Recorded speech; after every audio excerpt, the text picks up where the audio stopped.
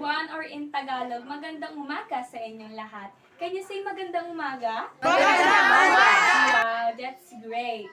Before anything else, let's do the head count first to know if we are already complete.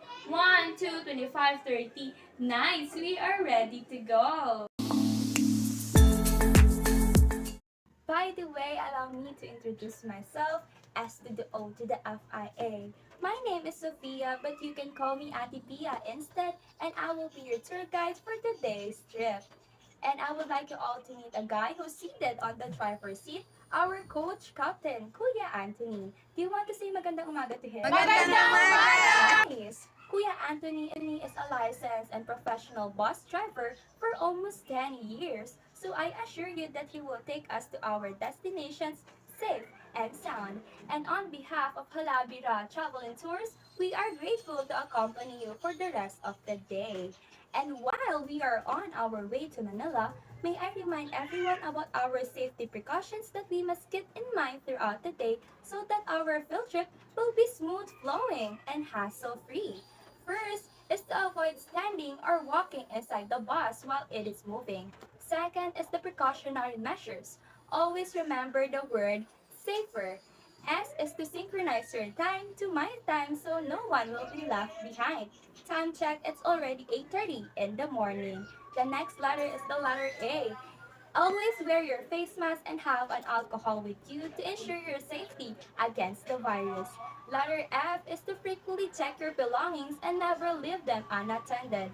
Letter E is to ensure that you make the most out of your time so that our field trip will be memorable for all of us.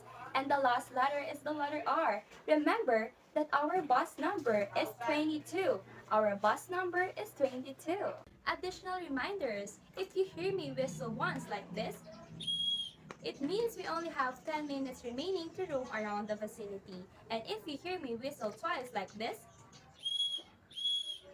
and wave our flag like this, it means our time is up and we must return to our bus to get ready for our next destination.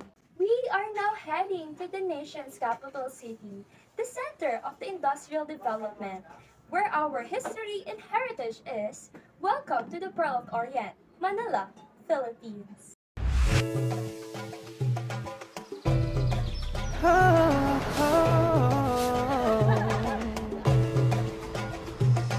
Halina't bisitahin natin ang Manila, tamang kapanatagan at pagmamahalan. Ito ay bahagi ng aming tanging yaman, sa lugar na sagana sa kultura at kasaysayan. Tuloy po kayong magalak sa aming hinanda, sa pagdating sa lumumin ng ganda ng Manila. Manila, or in Filipino, Maynila, is considered to be one of the global cities together with Madrid and Mexico City. And did you know that over 60,000 establishments operates in the city?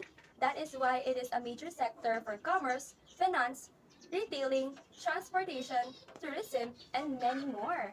Speaking of tourism, Manila welcomes over 1 million tourists each year, and that is not questionable because there are a lot of tourist spots and historical sites, including our next destination. Pagmasdan ang lungsod, may malasakit at patungo sa pagpunla, o Manila.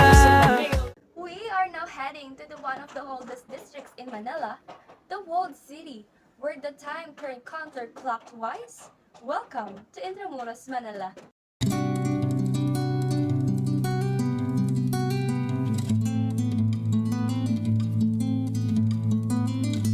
Before we begin our tour, here is the list of places we are going to.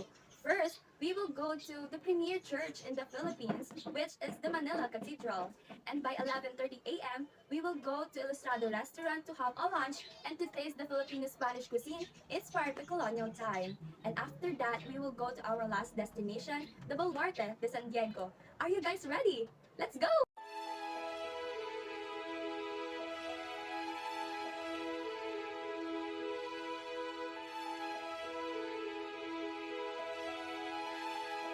We are are now in front of the premier church. Manila Cathedral represents the life cycle.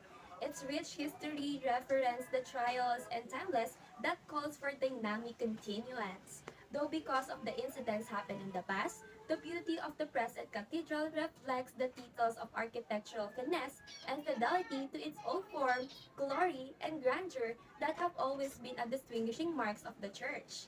You may now roam around and send your prayers as you want, but I would like to ask everyone to observe silence as possible, and I cannot whistle as a sign of respect. So if you see me waving our flag in this exact location, it means we are off to go. Are we clear? Okay.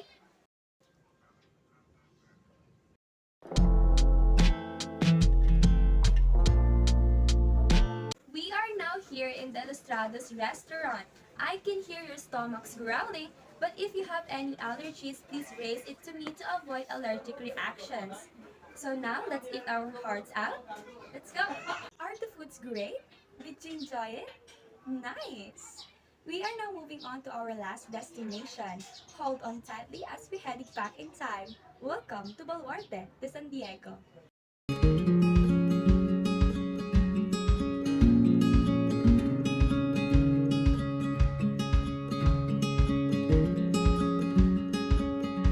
As we take a walk to our main destination, we are passing by to a 400-year-old site that stood as a witness to a major milestones in the Philippine history. We are now standing in the main gate of Fort Santiago. The pre-colonial history of Manila can be traced here, where the kingdom of Shah Sulaiman was once located. Come and let's discover the one of the treasured attractions here in the walled city, Baluarte de San Diego.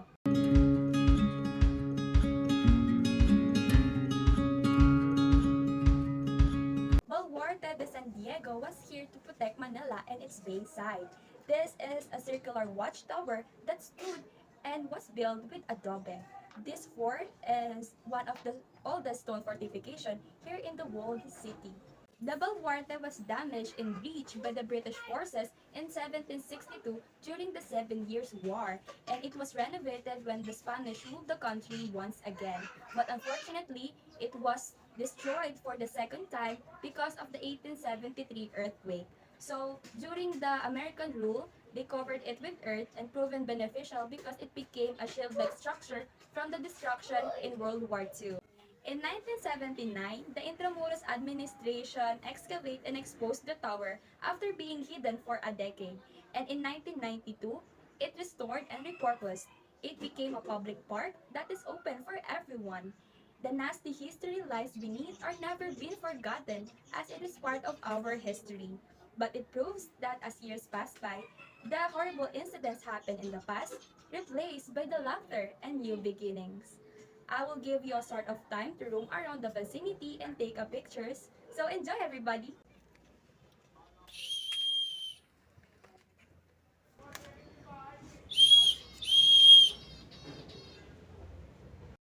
Before anything else, let's do the head count first. 1, 2, 25, 30. Great job! We are all complete! Did you guys enjoy our today's tour?